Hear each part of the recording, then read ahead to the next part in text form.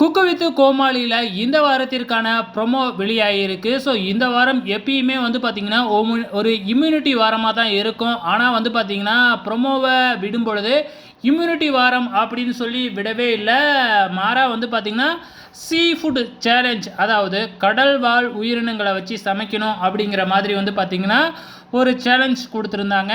அது மட்டும் இல்லைங்க, இன்றைக்கி வந்து பார்த்திங்கன்னா அட்வான்டேஜ் டாஸ்க்கு, அதாவது முதல் எப்பயுமே சனிக்கிழமை அட்வான்டேஜ் டாஸ்க்கு தானே நடக்கும்.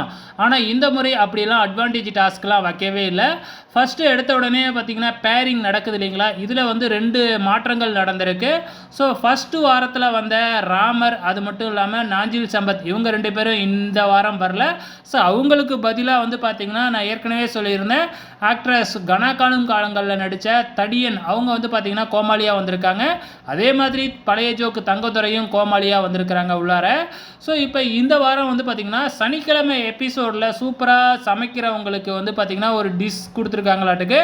யார் இதில் வின் பண்ணுறாங்களோ அவங்க நாளைக்கு மெயின் குக்கிங்னு ஒன்று நடக்க மாட்டுக்கு. அந்த மெயின் குக்கிங்கில் அவங்களே வந்து யார் தனக்கு கோமாளியாக வரணும் அப்படின்னு தேர்ந்தெடுத்துக்கலாம்.